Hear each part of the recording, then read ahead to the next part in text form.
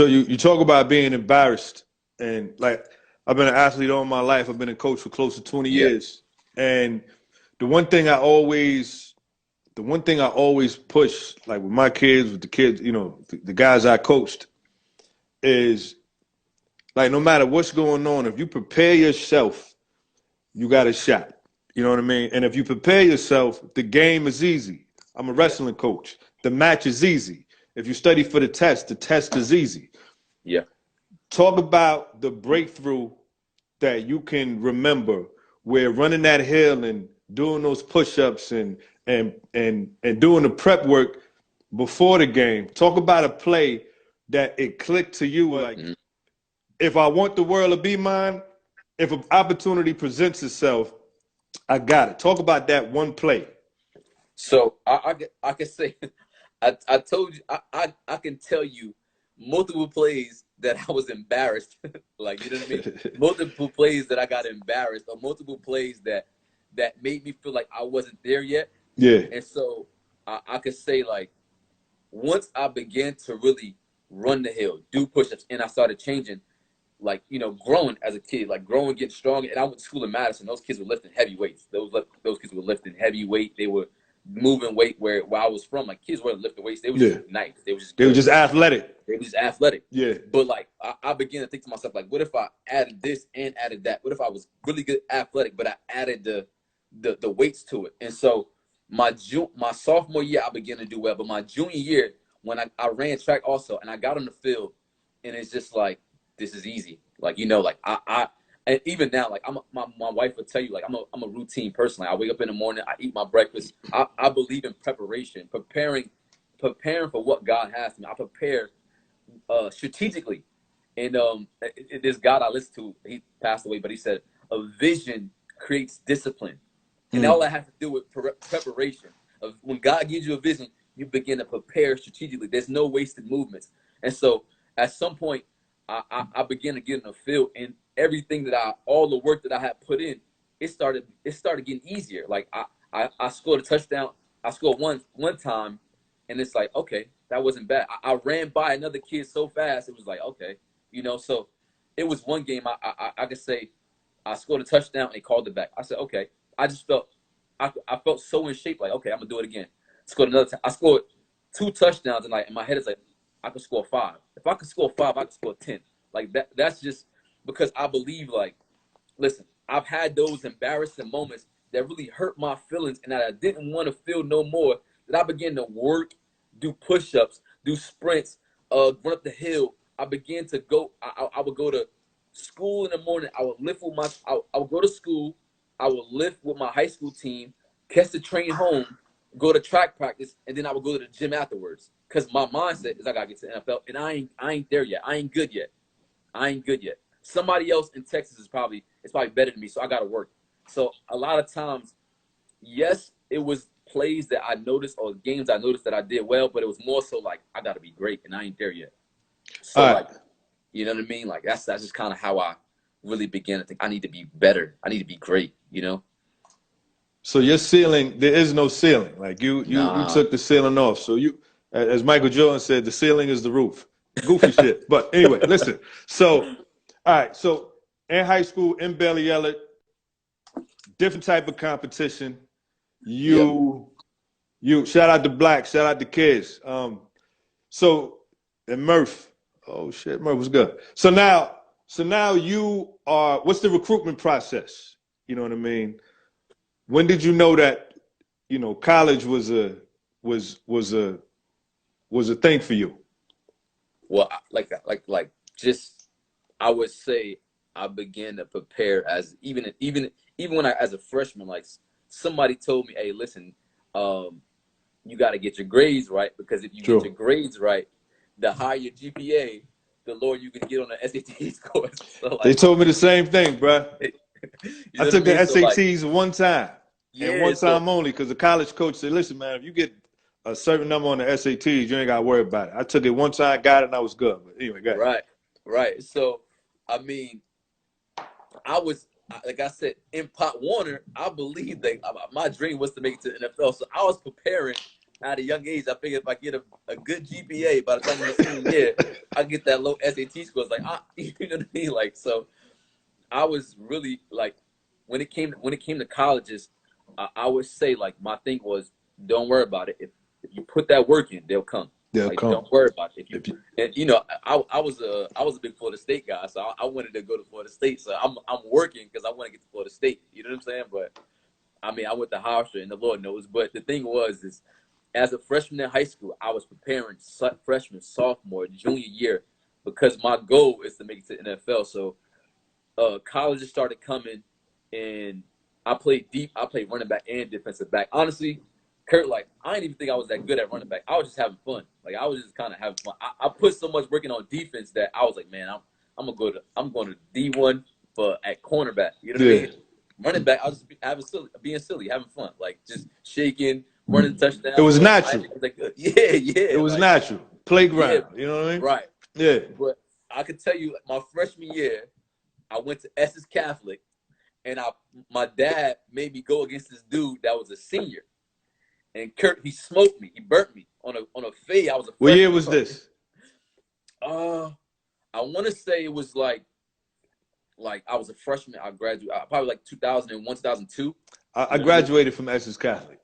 Yeah, a while back, but you know they had a dog there, and he burnt me. So that my freshman year, I was like, it ain't happening again. I was working out with college dudes. I was running the hill. I was doing so much because he embarrassed me.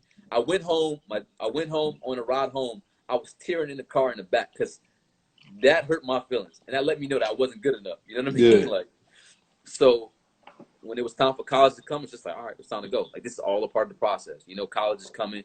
You know, you get the letters as a junior. That's cool. But then schools start coming to my high school, colleges. And the crazy part about it is that they didn't really care what type of athlete I was. They cared what type of character, how my character was. So they were going to my teachers asking me, hey, man, how's Kareem? I know he can play, but how's Kareem? And I was just like, dag, you know. But I thank God that, you know, my parents raised me to have respect. And I was kind of just a laid back kid that I ain't really, you know, do anything crazy there, you know. So, but college was an interesting dynamic. Hofstra came, they said, listen, we want you to come here. Hey, I mean, if I tell you what they did, if I tell you, like, you know, how the analogy they put, they probably get in trouble. But, like, nah, Hofstra was where I saw when I was a kid. I went to Hofstra when Raheem was at Hofstra. And so. Raheem from Irvington as well, right? Raheem from used to live around the well. corner from him. Shout out. Yeah. Yo, Doom, what's good, man? We got to talk. Shit, I went to Essex Catholic in 1945. It was like 1946. Get it right. Okay. But listen, so going to Hofstra, right? Yeah. You don't really hear about Hofstra is not a big time football program.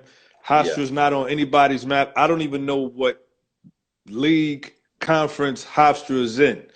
Yeah. So talk about what the dynamic was in terms of getting looks for the NFL while going to a smaller college, smaller university that's not on that ACC, Big 10, Big 12.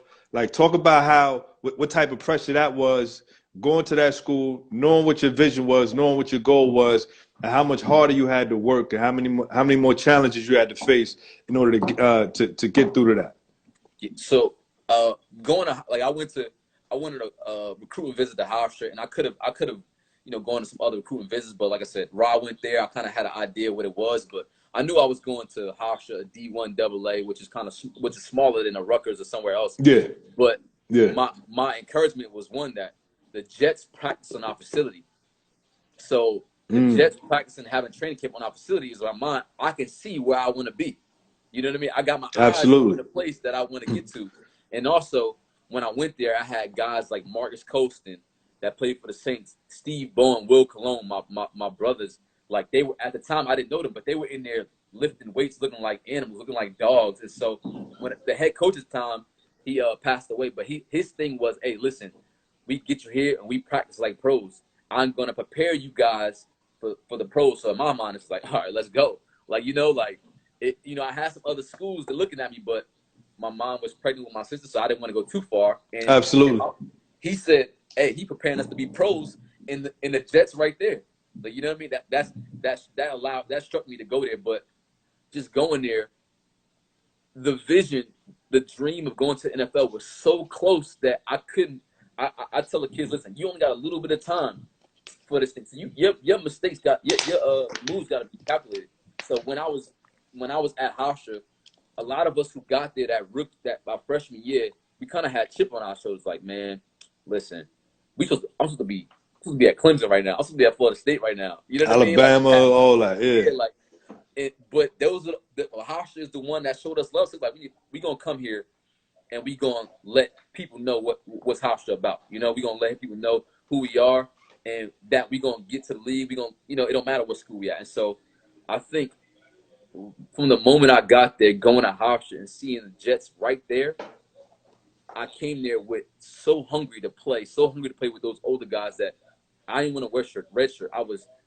Like, my friends make fun. They say, "Hey, Reem, you always used to go to the pool and do push-ups into the pool." And it was because, like, after practice, I would go to practice, I would watch film, and then I would go to the pool and run with the football, everything, because I was preparing for the NFL So as a sophomore. which you can see, like you can reach out and touch it. Yeah.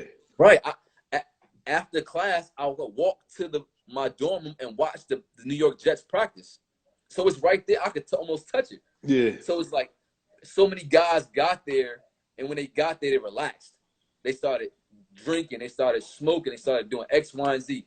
It's like, yo, like, listen, my mom at home. My sister's at home. I'm right here. Like, it's real. It's right there. And so my mind is just like, one, I was a freshman. I was a smaller guy. They had other guys that were bigger than me. You know, like other guys that were, you know, one of my guys, he came in as a big dude already. And so I wasn't the strongest. And I wasn't biggest. So in my mind, Reem, you ain't that good enough. You ain't good yet. You gotta work harder. So I spent a lot of time lifting weights, trying to be stronger than the strongest, running, and afterwards going to the pool doing extra. And then it was cool. Like I was in the pool one day, and I saw Thomas Jones come in there from the Jets. He was on the Jets at the time. Thomas Jones walked in like just swole, like, what's going on, bro? And to see him coming in and work, and I'm working, it's like, all right, I'm on the right path. Like, you know what I mean? Like, but again, I just didn't take nothing for granted, and I didn't think I made it yet. So being at Hofstra, man, I remember I think the last game of the season, everybody excited. Last game, then when the game over, everybody crying. You know, like they sad they leaving, and my mom, I'm like, man, it's time to go. Like I don't went hard. I went 100 miles an hour. I went to practice. I went to class. You did everything right. Yeah, I did it. It's time to go. My mom waiting. Like, you know what I'm saying? My family waiting. Like, and then it was only to one of my boys was like, man, I miss you. That's when I kind of started getting a little emotional. But in my mind, like, listen, we about to go to the league right now. Like, we ain't got to worry about eating. We ain't got to worry about our meal plans and all of that. We ain't got to worry about meal plan no more. We ain't got to struggle in the dorm room. Our job is done. You know what I'm saying? We finished it. It's time to go. Right. But some of the people who didn't take advantage of the opportunity and wasted time, they probably feel like, man, dang, I wish I had longer. Nah, not me. I'm good. Like, I'm ready to go. Like.